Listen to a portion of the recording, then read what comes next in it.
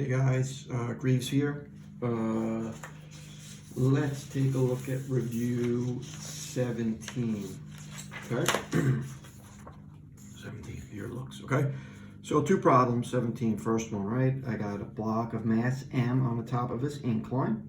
It's going to slide down, right? It's going to get here with some speed, right? Velocity, and it's going to smash into 1.5 m, right? And then one's going to shoot off to the right. So they're going to ask a couple of questions, okay? Well, 4 to be exact, right? Now we're just going to derive stuff, and they want you to derive things in all the variables that are given to us here, okay? So, A, determine the height of the ramp which the small block was released. Okay, so I want to know, right? And by the way, it gives you the speed at the bottom, right? They give you the speed at the bottom. So if they give you the speed at the bottom, it looks like I can use energy, right? So the potential energy here has to be equal to what? The kinetic energy down here. So I want to know what the height is. So what do I have? So for A, looks like I have energy, U, is going to be equal to K, right? That's the kinetic energy at the bottom. So what do I have? mgh is equal to what? 1/2 mv squared, right? So let's plug in what I have. Well, let's get rid of that guy, get rid of that guy. gh is equal to 1/2. And you're told that at the bottom it's 3.5 v0 squared, right? So it looks like I'm just solving for h. So, so h is equal to, take the g, and I'm going to pull the 2 down, so 2g, 3.5 squared. Now I'm sure you can leave it like this. If you wanted to expand it, 3.5 squared, v0 squared, 2g, and there's other ways you can do that, right? So it's looking just something like that, right? Okay, so B. All right, so B says now, right, this guy comes down, smashes in, this 1.5 m shoots off, and they give you that speed. Find out the speed of m right after the collision. Right, so we're going to use momentum, right? Obviously, hopefully you recognize that this is going to be a momentum problem, right? So what do I have? P. So I have P before is equal to P after. So 3.5 m v0, that's the speed of the small block, right? Right before it collides is going to be equal to mv. This v we don't know. That's just the v of the small block after, so I'm going to leave that as a v, plus 1.5 m. That's the mass of the second block 2v0. All right? So let's do a little bit of math here, right? So I'm going to take this 2, multiply it there, so I get 3.5 m0v. Sorry, mv0 is equal to mv plus 3 mv0.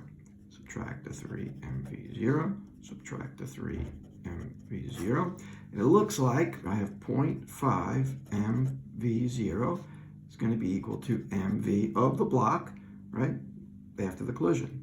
Looks like I can get rid of that. So v of the small block after the collision is going to be equal to 0.5 v0. Okay, so that's that guy right there, pretty straightforward. What is C looking like? All right, the larger block slides a distance d before coming to a rest. Determine the value of the coefficient of friction, right, between the larger block and the surface. All right, so once again, this is energy, right? So I'm going to say C. So this is energy, right? So, what type of energy does this block have after the collision? Well, it has kinetic. It's going to slide on the surface. It's going to come to a rest. All that energy is going to be dissipated in work, and that work is due to friction, right? So it looks like I have K of the big block has to be equal to all the work that was done. Goes to friction, right? So what do I have here? 1/2 mv.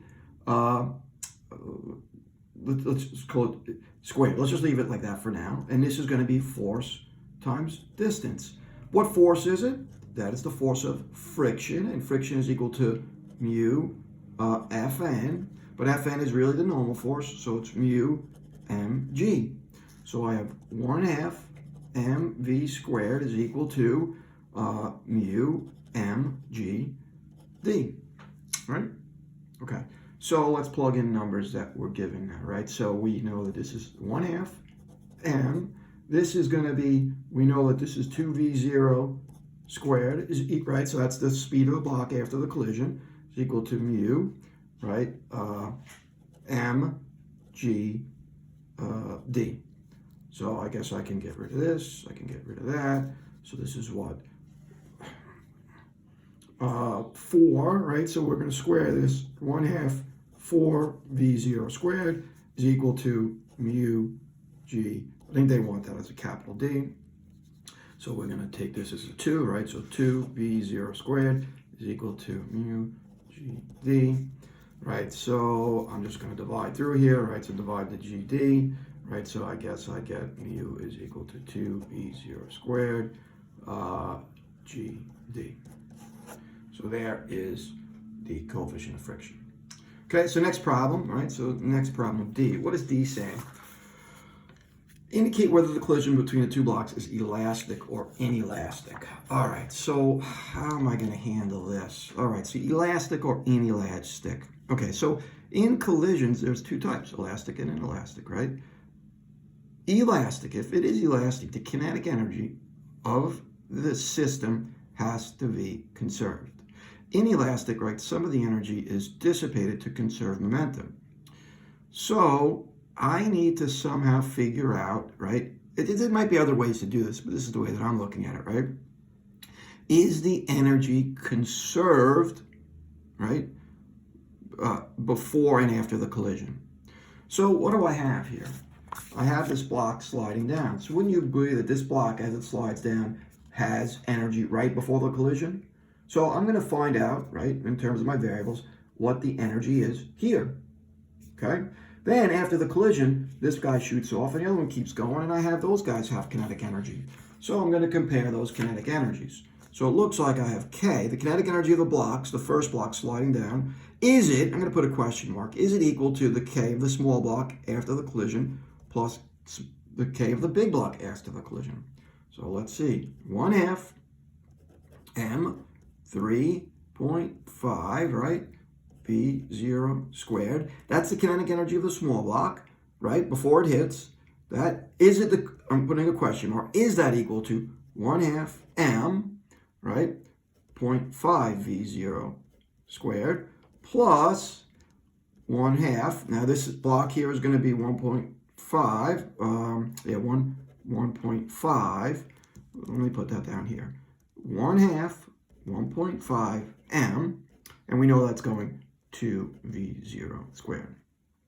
Okay, so let's kind of distribute out. I did this already. So 3.5 squared. I'm going to take this out, right? 3.5 squared. So by the way, so basically, all right. So I get 1/2. Let's do it. Okay. 3.5 squared equals. So this 3.5 squared is 12.25, right? So 12.25, right? So that gives me mv0 squared. We're going to keep that there because this is always the same.